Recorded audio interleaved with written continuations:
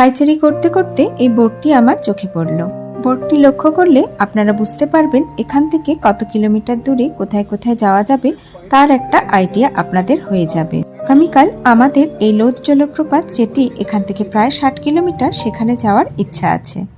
রাস্তা বরাবর সোজা হচ্ছে প্রভাত বিহারের গেট, আর প্রভাত বিহারের পাশেই রয়েছে এই সার্কিট হাউসটি। চলুন সার্কিট হাউসের ভিতরে ঢুকে একবার দেখে আসি। 2007 সালে আমি যখন প্রথম এসেছিলাম তখন কিন্তু এখানে এসব কিছুই ছিল না। গার্ড দাদার সাথে কথা বলে জানতে পারলাম এই সার্কিট হাউসটি তৈরি হয়েছে 2018 সালে। তবে অনলাইনে এই সার্কিট হাউসটি বুকিং করা বেশ ডিফিকাল্ট ব্যাপার। সার্কিট হাউসের চারিদিকটা একবার দেখুন, খুব সুন্দর করে সাজানো গোছানো, আর ভীষণ সুন্দর গার্ডেন এনাদের।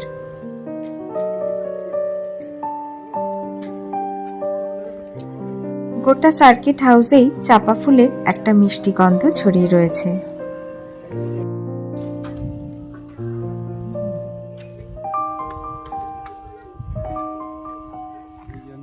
কি সুন্দর মিষ্টি গন্ধ। প্রভাত বিহারের আশেপাশেই আপনারা পেয়ে যাবেন বেশ কয়েকটি গেস্ট হাউস। এই যে এটি হচ্ছে আসারা গেস্ট হাউস। এই গেস্ট হাউসটির ফোন নাম্বার আমি ভিডিওর মাধ্যমে আপনাদের সাথে শেয়ার করলাম। গেটের ওই পাশেই ওই যে সবুজ রঙের বাড়িটি দেখছেন, ওটি হচ্ছে আসারা গেস্ট হাউস। আসারা গেস্ট হাউসের পাশেই রয়েছে হোটেল সূর্যলোক। ভিডিওটি পজ করে হোটেল সূর্যলোকের ফোন নাম্বারটি আপনারা লিখে নিতে পারেন।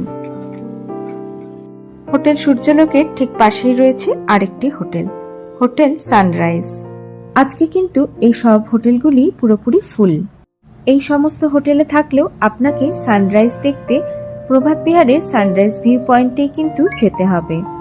তাই আমি বলবো যদি সম্ভব হয় নেতারহাট আসলে প্রভাত বিহার হোটেলটি বুক করারই আপনারা চেষ্টা করবেন।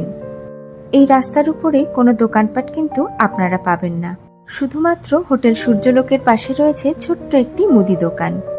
রাস্তাটা কতটা নিস্তব্ধ একবার দেখুন।